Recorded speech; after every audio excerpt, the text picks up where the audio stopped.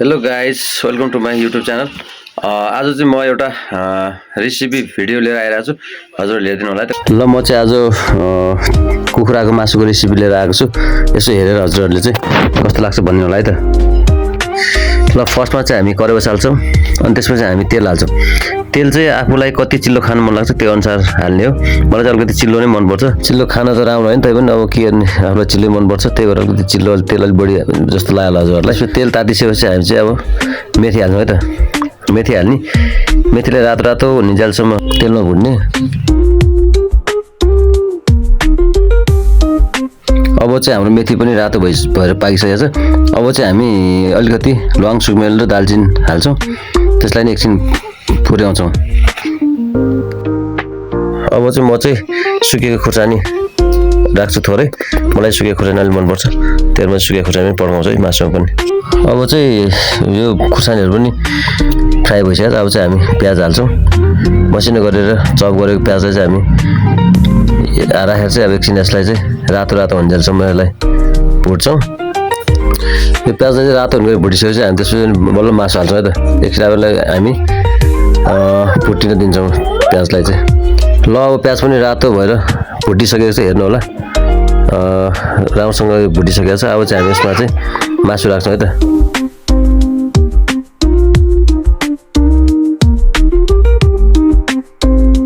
अब मासु हालेर यसलाई राम्रोसँग चलाएर एकछिन भुट्ने। यसलाई मजाले रातो हुने गरी भुटिसकेपछि त्यसपछि फेरि हामी अनि मरमसला हाल्छौँ है त।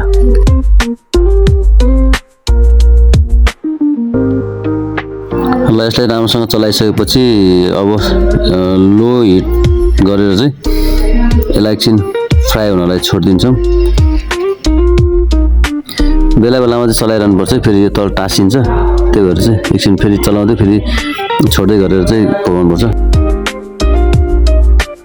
अब मासु फ्राई भइसकेको छ। अब चाहिँ बेसार हाल्नुपर्छ, किनभने फर्स्टमा बेसार हाल्दा चाहिँ तल टाँसिन्छ, डढ्छ। त्यही भएर चाहिँ बेसार अलि मासु फ्राई भइसक्यो, अलिकति ड्राई भइसकेपछि मात्रै बेसार हाल्छु म चाहिँ।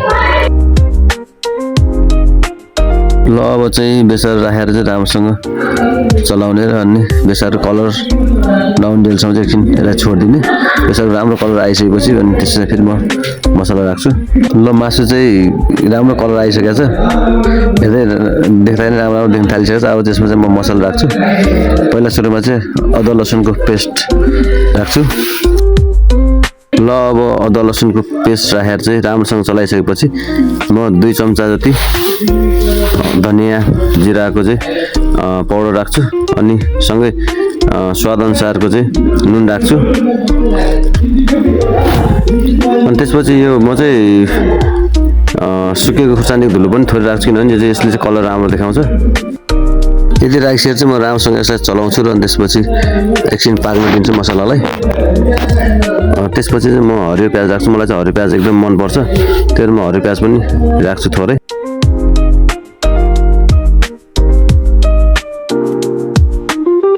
अब यो प्याज हालिसकेपछि चाहिँ म प्याजलाई चलाउँछु। अनि त्यसपछि फेरि मसिनो गरेर चप गरेको टमाटरलाई पनि सँगै राखेर अनि राम्रोसँग चलाएर चाहिँ त्यसलाई म पाक्नको लागि चाहिँ छोपिदिन्छु।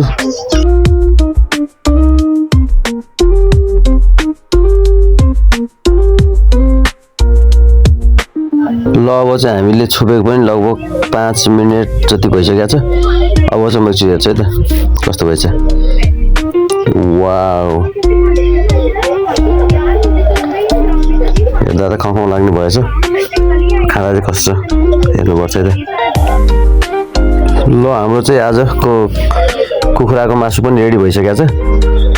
अब चाहिँ हामी यसलाई चाहिँ खानासँग खान्छौँ। यो चाहिँ खानासँग खाँदा पनि हुन्छ, चिउरा भुजा जेसँग खाँदा पनि हुन्छ। एकदमै राम्रो बनेको छ हेर्दाखेरि।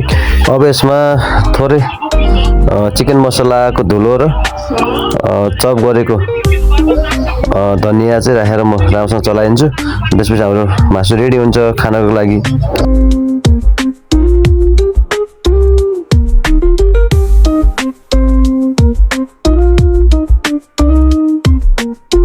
ल फाइनल्ली हाम्रो मासु चाहिँ यस्तो बनेको छ। यसलाई म तपाईँहरूलाई सर्भ गरेर पनि देखाउँछु है त।